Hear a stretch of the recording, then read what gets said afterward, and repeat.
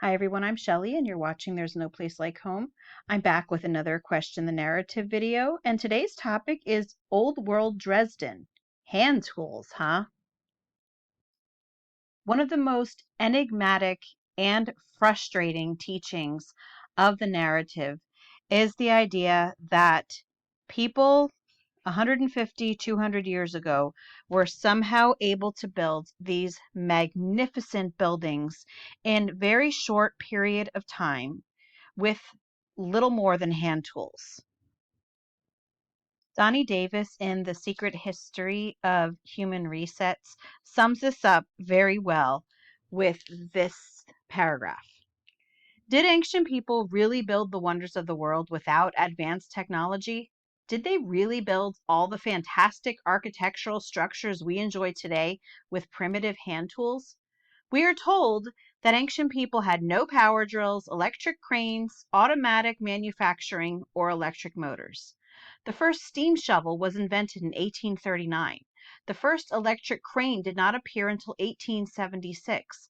The first power drill was designed in 1895 and required multiple operators.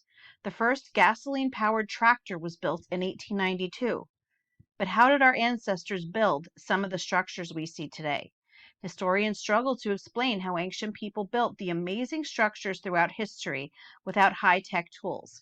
Perhaps we do not live in a progressive society and ancient people had more knowledge than we do today. Have you ever read the Wikipedia or even textbook explanations for how some of these buildings were built? They, on paper, seem to make sense, especially if you're not paying much attention. But as the channel My Lunch Break is fantastic at going over, the logistics of how they say these buildings came about without having any sort of, other than handheld and maybe steam technology at their disposal makes absolutely no sense and is just downright impossible. The reason that I chose Dresden, Germany is just because even now they have the most beautiful, intricate architecture standing. And unfortunately, much of it was destroyed in the war. Building after building is said to have been built a couple hundred years ago. And yet we look at these magnificent features and we wonder, how is it that they possibly could have built these things? They had horse and carts, just like what you're seeing here. And yet, we're supposed to believe that they were able to somehow just manufacture building after building, buildings like this, in a very short period of time. And we're told that these people were rather primitive. Artistic, obviously. We're told that they produced a lot of great artists and a lot of great masons, according to the narrative. But you really do have to wonder. There has to be one of two scenarios, possibly more. Either our ancestors were much, much, much, much, much more advanced than what they are admitting to, or our ancestors just happened to inherit buildings that were already there by a prior civilization that obviously knew how to do many more things than what we even can do today. This is a photo of pre-war Dresden, Germany. Look at the architecture. Many of these buildings were destroyed. Dresden, Germany will never be what it once was. Well, I'll be more hopeful than that. Maybe someday they will. But at this point in time, so much of these beautiful buildings have been destroyed, and you have to wonder why. Could that be one of the reasons that some of these cities were attacked more than others? Was it because they held more remnants of our past, more evidence, so to speak? And as we gaze upon the magnificence of these buildings and wonder what it is that our ancestors must have known that we didn't, I'm going to eventually head on over to the Dresden Wikipedia page because we are going to read what Wikipedia has to say about when and how some of these buildings were built. Specifically, I want to know about their history and if we're going to see any of the common themes that we see on Wikipedia. Floods, fires, uh, earthquakes, rebuilding buildings that were already there. So let's take a look. So right now we're on the Dresden Wikipedia page. And so right here, we have these beautiful, magnificent buildings here. And it tells us what these buildings are. And thankfully, it has links to these buildings so that we can learn more about them. So this is the Dresden skyline with the River Elbe at dusk. Absolutely gorgeous. Yet not built in the 20th century or the 21st century. This was supposedly built around the 19th century, a time before there was any of the technology that we have today. So this next building here is the Semper Opera. So let's take a look at it first. Absolute magnificence. I can't get much closer to it. Let me see if I can click on it. There we go. Now will it let me get closer? Yes, it will. What is that, I wonder? Looks like a chariot. Panthers, maybe? And I would think maybe a god or a goddess. If you know anything about this architecture, you can leave a comment. But we also have these other statues here. This looks a lot like what we call the Statue of Liberty, but that we also sometimes call Columbia, and some people even call Lucifer. Many different theories on who the Statue of Liberty really is. And over here, this looks to be possibly a griffin. And look, this is just absolutely amazing. These beautiful columns. Just look at the artistry, the masonry. Yes, the masonry of these buildings. And yet somehow they were able to do these things in a time where, again, horse and buggies, possibly some trains, although I don't know how closely the trains may have brought the supplies here, but you have to wonder where and how did they even get all of these supplies, all the manpower to build these. So let's actually go on. What does it have to say about the Semper Opera House? Okay, so the Opera House was originally built by the architect Gottfried Semper in 1841. After a devastating fire, here we go, in 1869, the Opera House was rebuilt, partly again by Semper, and completed in 1878. So we've already got the fire narrative going. We've got that it was rebuilt, and it was rebuilt in, 9 years? The Opera House has a long history of premieres, including major works by Richard Wagner and Richard Strauss. The first opera house at the location of today's Semper Oper was built by the architect Gottfried Semper. It opened on the 13th of April, 1841 with an opera by Carl Maria von Weber. The building style itself is debated among many, as it has features that appear in 3 styles, early Renaissance and Baroque, with Corinthian-style pillars typical of Greek classical revival. Perhaps the most suitable label for this style would be eclecticism, I'm guessing, where influences from many styles are used, a practice most common during this period. Nevertheless, the opera building Semper's first was regarded as one of the most beautiful European opera houses. So Semper's first. I'm assuming this was the first opera building that he created. Okay. I don't know if it's his first opera building or his first building. I'm assuming first opera building. Following a devastating fire that fire that crept up already in 1869, the citizens of Dresden immediately set about rebuilding their opera house.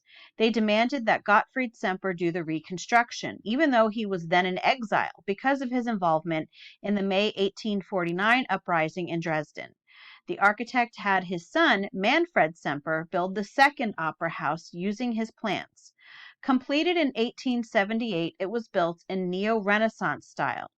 During construction, performances were held at the Gewerbehaus, which opened in 1870. So, at first I thought that possibly they just had to do some reconstruction on the original opera house, but it sounds like they completely rebuilt another opera house, and they were able to do it in 9 years. So we're back. And so you might think to yourself, well, 9 years, that's a pretty decent amount of time. But 9 years to build something like this without any of the luxuries that we have today? Okay, next we have the Catholic Court Church with castle and opera in the background. And so as I'm looking at these photos right now, this is the first that I'm looking at these with you. And so when I click back and also take a look at what it has to say about the history of this, it's the first time that I'm seeing it too. This is just something that I decided to do as I was making this video. So let's click on the Catholic Court Church and see what we find out about that. Okay, let's go right to the history. It says the Hofkirche stands as one of Dresden's foremost landmarks. It was designed by architect Gaetano Chiaveri from 1738 to 1751. The church was commissioned by Augustus III, Elector of Saxony and King of Poland, while the Protestant city of Dresden built the Frauenkirche, Church of Our Lady, between 1726 and 1743. While the general population of the city was Protestant, its rulers were Catholic. The Catholic elector built the cathedral for his own use and for the use of other high-ranking officials, connecting it to his home, Dresden Castle, with an ornate high-level walkway. Since 1743, the deans of the court church were ex officio also apostolic vicars of the Saxon hereditary lands. I'm having a hard time speaking today. The church was badly damaged in February 1945 during the bombing of Dresden. So one unfortunate casualty of the bombing of Dresden that we talked about a little bit earlier. And again, you have to wonder, is some of this architecture and possibly the records and books inside some of them the reason that this city was hit so hard? In the Second World War. The building was restored by the year 1962 by the East German government. It was further restored in the early 21st century following reunification, including the rebuilding of the bridge to the castle. Today, it is the Cathedral of the Diocese of Dresden-Meissen. Free entry is permitted during the daytime. Now, one interesting thing that I happened to see over here as I was glancing through is that it says it was founded in 1739. So that's one of those things. And this actually, so this building is actually older than the other ones that I was looking at, or possibly around the same age. This one is actually 18th century, not 19th century. And yes, apparently it was founded in 1739. And so you have to wonder, with all of this reconstruction and everything that they claim has happened here, was the original church also just a reconstruction of whatever someone may have actually found there? So next, we're looking at the Church of Our Lady and Academy of Fine Arts. And I saw over on the Wikipedia page that this is called, I think it's this one it's referring to, or possibly that one. One of them is called a lemon squeezer dome. That's a neat name, I guess. Let me see if it says what lemon squeezer is. Oh, I know what that is. I thought I was going to show what the actual dome was. Well, I think most of us know what a real lemon squeezer is. But anyway, let's click on over here to the Academy of Fine Arts page. So this says the Dresden Academy of Fine Arts, often abbreviated HFBK Dresden, or simply HFBK, is a vocational university of visual arts located in Dresden, Germany. The present institution is the product of a merger between the famous Dresden Art Academy, founded in 1764, the workplace and training ground of a number of influential European artists, and another well-established local art school, Hochschule für Wehrkunst Dresden, after World War II. the history, and then buildings. One of three buildings of today's Dresden Academy of Fine Arts, the former Royal Academy of Arts, built in 1894, is located at a prominent position in town on Bruhl's Terrace, just next to the Frauenkirche.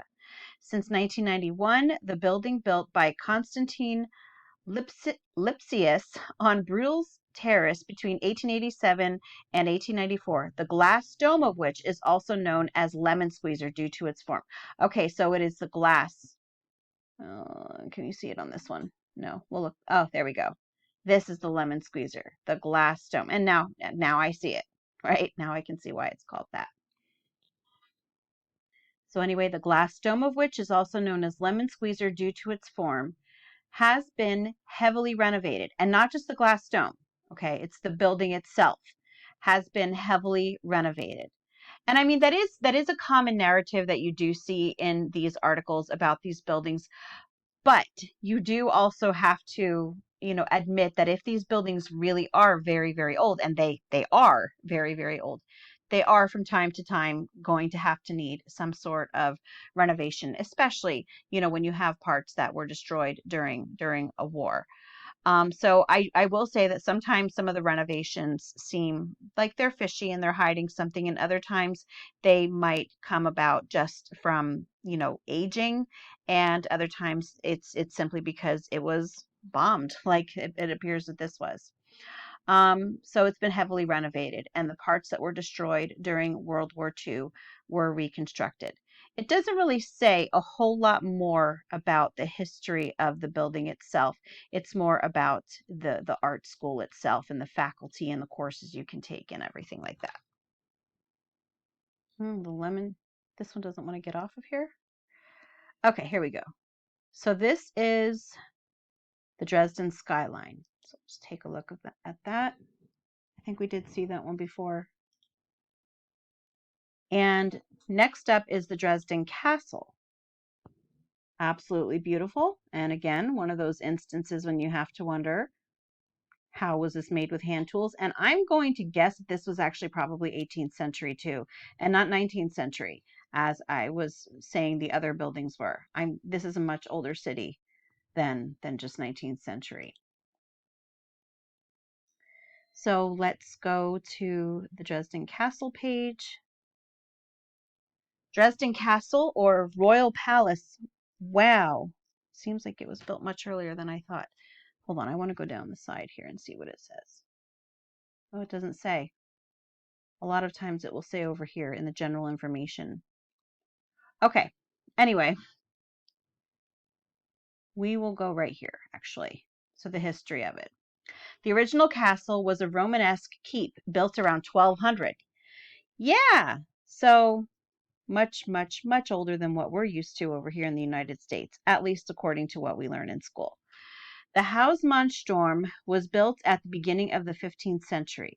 From 1468 until 1480, the keep was extended by the master builder Arnold von Westphalen, becoming an enclosed four-wing construction. In the middle of the 16th century, an addition was made in the Saxon Renaissance style. After a major fire, we've got another fire in 1701, and it's funny that there's so many fires in these buildings because they all seem to be built with brick or some sort of stonework. So anyway, the collection rooms were created at this time in the western wing. The silver room, heraldic room, and the predio censal were built from 1723 and 1726.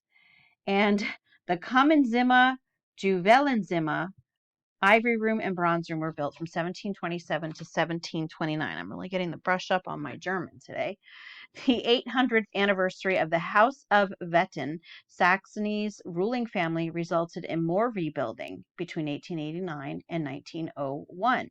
And here is a castle, or a picture of the castle in 1896. Well, not really a picture, a drawing, an illustration. Okay. I'm just going to go down here a little bit. Most of the castle was reduced to a roofless shell during the 13th of February 1945 bombing of Dresden in World War II. 3 rooms of the Green Vault were destroyed. However, the collection survived. I have to wonder if that is entirely true, having been moved to safety at Königstein Fortress in the early years of the war. So we do have a fire. The castle was said to be reduced, well, I'm sure it was, to a roofless shell. So then we definitely have more renovation. So what we are looking at is likely renovations. So for the first 15 years after the end of the Second World War, no attempt was made to rebuild the castle except to install a temporary roof in 1946. Restoration began in the 1960s with the installation of new windows and has occurred rapidly since then. The castle's restoration is ongoing, with part of the state apartments reopening in September 2019. I find it funny that it says that restoration began in the 1960s and has occurred rapidly since then. But as of 2019, it's still ongoing. So it's been almost 60 years and the restoration is still ongoing, but it's said to have occurred rapidly. But then we're supposed to believe that many of the buildings that are similar to this one were built in like 9 years, while restoration is taking 60. So right here we have rebuilt houses on, what square was that called again? New Market Square. It was an easy enough name, but I should have remembered that. But I don't think there's a link to this specifically. There is to the square, but not to the building itself. And then we have Our Lady's Church at dusk. So let's take a look at this. Another absolutely beautiful building. And again, all of this artistry, the details. And let's find out when this was said to have been built. Hopefully we get an answer, because sometimes it doesn't really list the years, or at least it's hard the way that they have it written about. Okay, so the groundbreaking for this was 1726 and completed in 1743. So the architect is said to be George Baer. All right.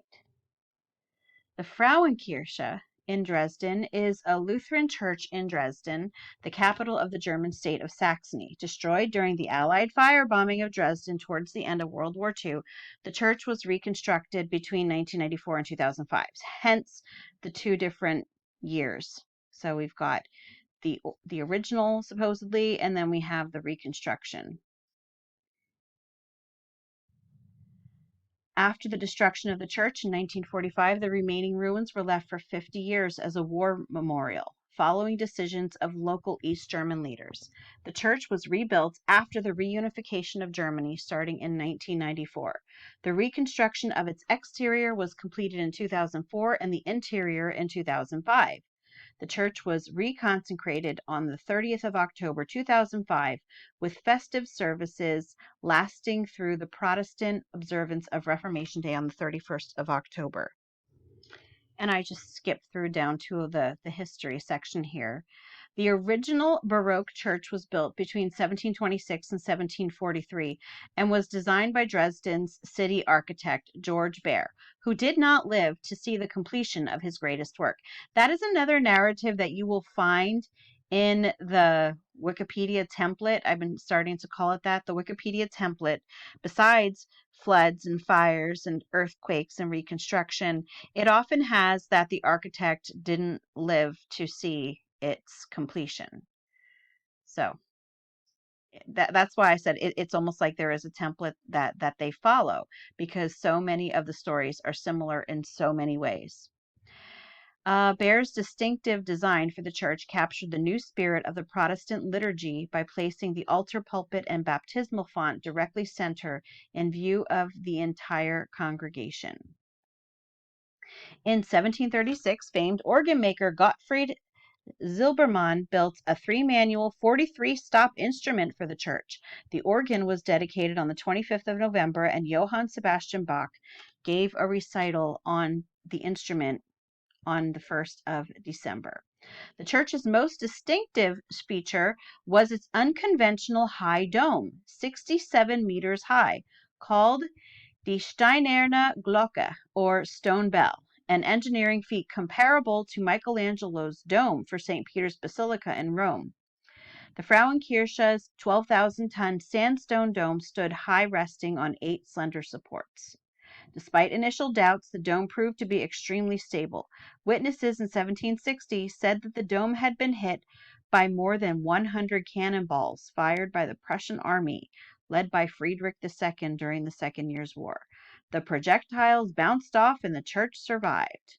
Well, I'm glad that it's able to survive something. There's always so much destruction. So, there we have that. So now, we've been looking at all of these beautiful buildings. And again, all built in a time when supposedly they didn't have much technology, many, advanced tools that can help them. Let's take a look at some 21st century architecture, because now we know we are advanced. What are we building today? Well, let's take a look. Yeah. This is what we're building today. I think that calling them monstrosities is a little bit too kind. Here we have a mixture of the beautiful older style building, and then it's completely ruined. This reminds me of a vector symbol, doesn't it?